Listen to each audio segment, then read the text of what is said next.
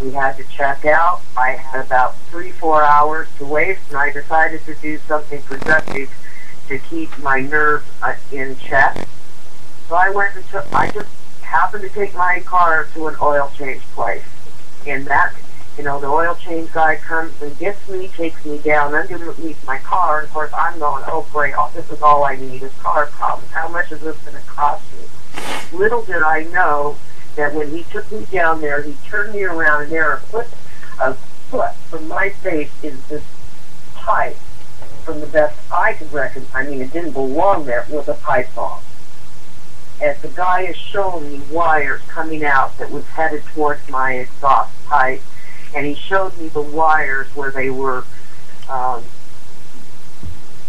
like burnt, as if the bomb had tried to go off. Well, my first reaction is don't touch anything. My life has been threatened. Of course, now I'm going, who's threatening? Who really is threatening my life? As soon as we got out of the building and I got away and 911 was called, I was calling each of my children and my mom to have their cars checked out because that's how scared I was. That was prudent. Now, when did they find? I didn't know who put. My husband was already in jail, and then I find out later that day they were checking me out. They were investigating me, thinking that I put the bomb on my car.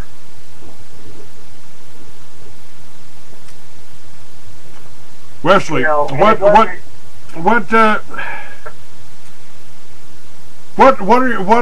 are you doing as Cindy's attorney? What is your plan here? This is convoluted. I mean, we've got Edgar's life on the line over here. Now I'm sure he has another attorney representing him, doesn't he? Or are you doing both? He has the public defender representing. It would be conflict of interest for me to represent Edgar. But then he has, I've been representing Cindy on her victim's rights, which the government has just summarily run over and ignored. And because she's a victim of the Larry Fairfax crimes, of putting a bomb on her car and so on. And so she needs separate representation. But in doing so, she has asked me to assist in forming a nonprofit corporation where we're raising money to get a outside privately retained attorney, and we've got somebody in mind. There's an excellent attorney who is willing to step in, but we need $250,000, Clay, and what that's for is $150,000 of it goes directly to expert witnesses for things like FBI procedures, to show that they didn't follow them, to show that the tape recordings that they've made in this case are phony, and experts are very expensive, and we need to set the stage and show that this case is bogus. And Cindy is absolutely 100% behind her husband, and the government has been trying to even intimidate her. And we're talking about witness intimidation here and witness tampering by the government, because they've tried to influence her to testify their way. And when they saw that she was testifying, or that she felt that her husband was right and that he was innocent, they weren't having any, and they put the pressure on her. Now, they don't want to hear that the tapes sound off to me. They don't want to hear that. They've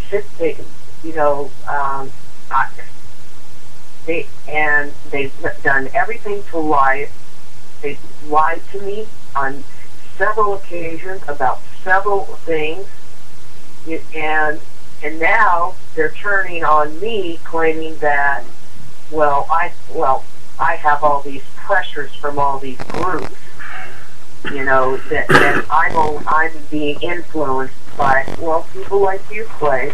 And the thing is, for almost, until the very end of July, I was hiding out because I was scared to death for my life. My children didn't even know where I was staying at the time, and I wasn't allowing anybody not even my children, to influence what I was going through and what I was doing and what I was thinking.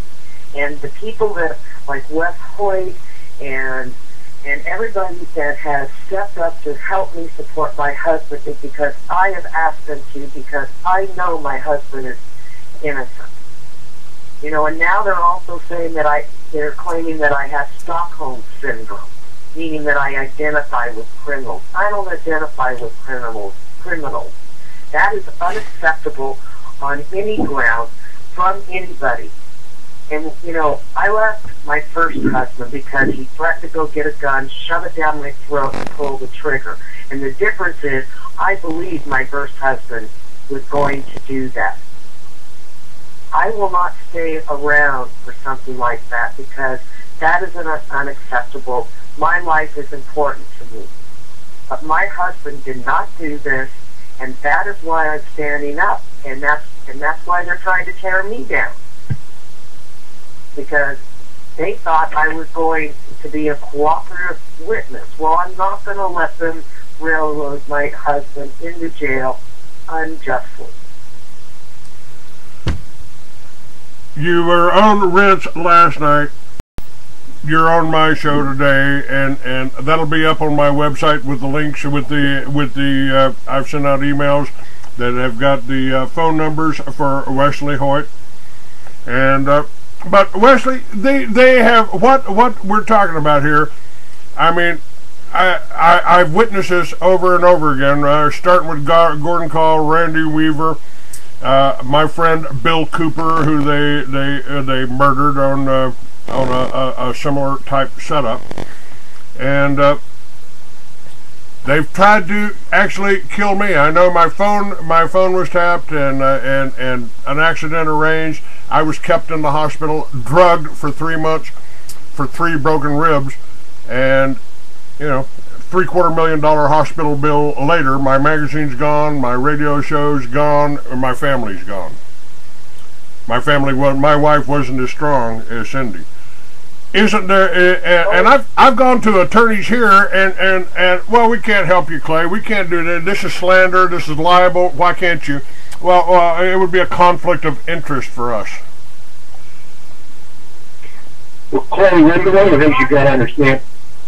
One of the things that you have to understand is that the government has immunity. They've been passing laws guaranteeing themselves immunity from private lawsuits. So it's very, very difficult to make a claim against somebody in the government. And we're not talking about a civil lawsuit here for Edgar Steele. What we're talking about is defending him properly so that he will not have to spend the rest of his life in jail. The man is 65 years old. Even a 10-year sentence would be a life sentence. The odds of him, he had 4 surgeries between November of 2009 and June, actually May of 2010. So Edgar has been in a much weakened condition. In fact, he was so weak that to accuse him of plotting Cindy's murder is ridiculous. She's nurturing him, bringing him back to health from these 4 different surgeries, and he was physically a mess. They started saying that Mary Fairfax was plotting with him in November and December of 2009. It's a joke. The man was in a coma. He was on a ventilator. They claim that his motive for wanting to kill his wife and his mother-in-law was that he was going to get life insurance and use that life insurance to pay off Larry Fairfax. And so Larry Fairfax was induced to join in and be the hitman. Well, the Steeles canceled their life insurance a couple of years ago because they couldn't afford it, and there was no life insurance. The government then changed their claim of motive to first a boyfriend for Cindy, and when they lied and said that a private investigator had been hired by her husband, and the private investigator had taken pictures of her with a boyfriend. Well, there was no private investigator, and there were no pictures. So they changed their statement of the motive, and they said that, oh, it was Mr. Steele that had a girlfriend. And true, he had been investigating human trafficking from Russia and the Russian bride business that's booming right now, and was planning to write a book on it. And that's probably one of the major reasons, because the state of Israel supports